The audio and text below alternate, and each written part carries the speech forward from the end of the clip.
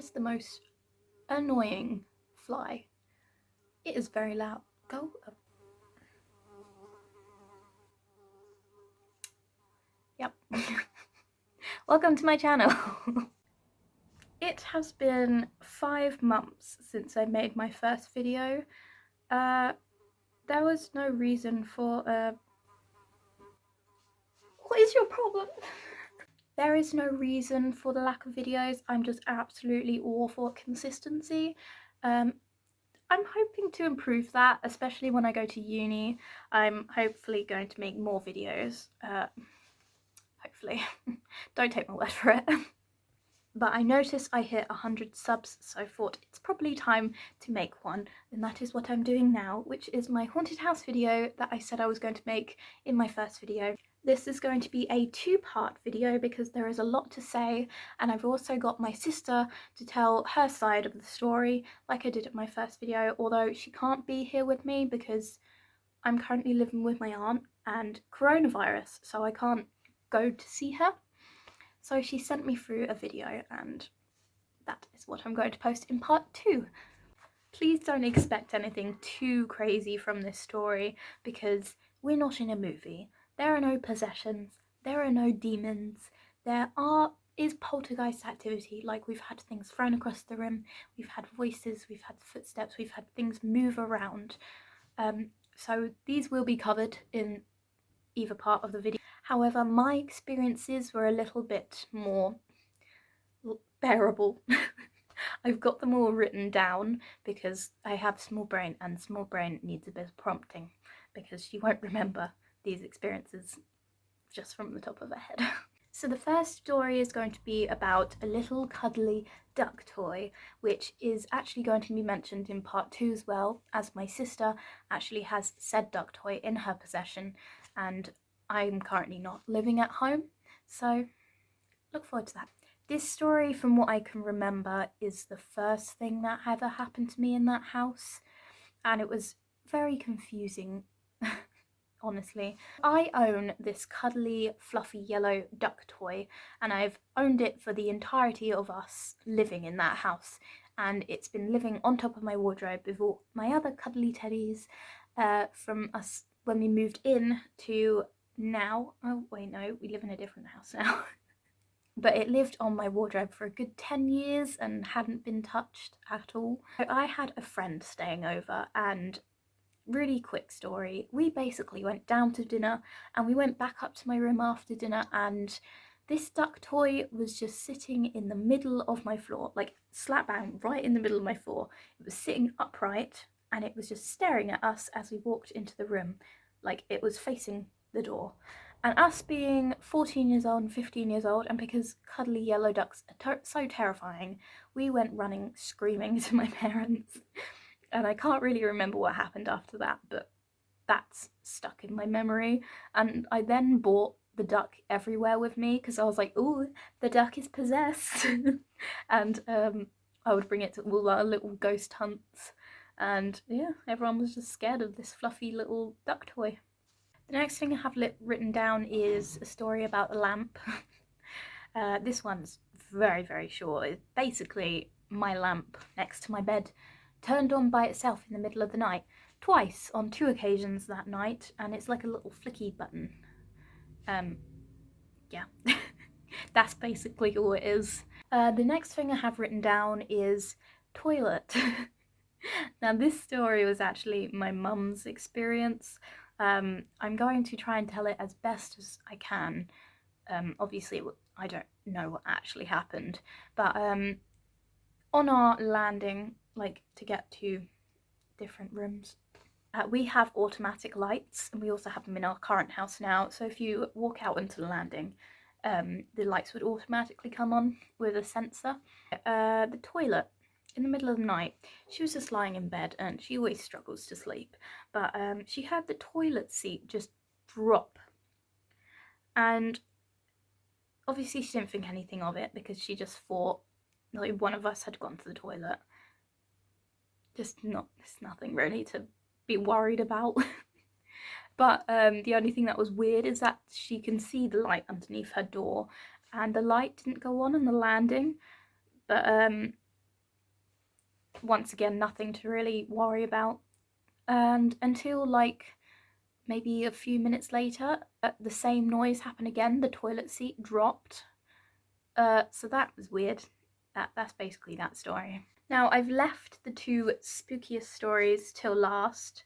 So if you actually did watch this far, then yay. The first story I'm going to tell is my personal story that I experienced that will stick to me because it freaked me out so much.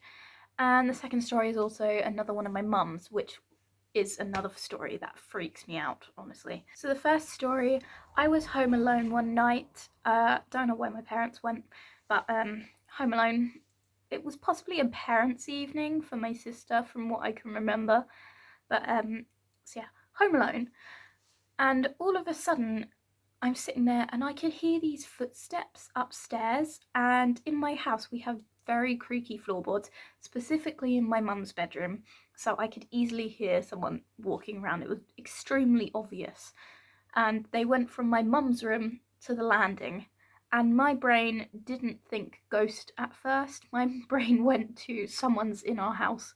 So me being the really stupid child that I am and still am, I didn't call the police. I think I did call my mum, but because I can't really remember what she did. It's so long ago.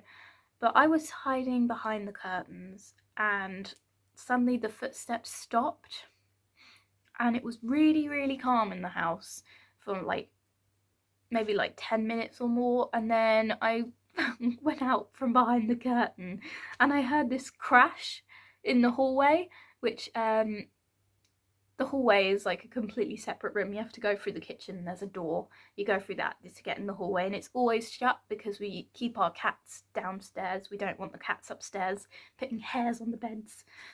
So once again, I'm a stupid child. I went out and I opened the door to the hallway and there is a picture on the floor at the bottom of the stairs.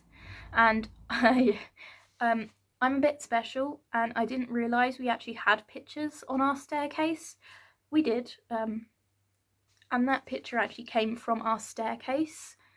But what's weird about it is if it had fallen, it would fall, hit the steps and then like, you know, bounce downstairs. But it didn't do that. It was just one crash, like it had been lobbed, like properly thrown down the stairs. That's basically the entirety of the story. So I still don't know if there was someone in our house or not, but we didn't find anyone. And it's just the fact that these two things happened roughly at the same time which freaks me out. Now the last story is my favourite one. Basically, we have a cat named Monty. I don't think I was actually there. I think I was probably at my dad's house, but my mum and my stepdad and my sister were all downstairs at the time. My mum sent my sister upstairs to get in the shower, and my sister went. And basically, my mum and my stepdad heard a child's voice in the living room say, Monty! Like call my cat's name. And my mum just instantly thought it was my sister and she was like, Ellie, get in the shower. And then my stepdad came from the hallway and was like, Ellie is in the shower.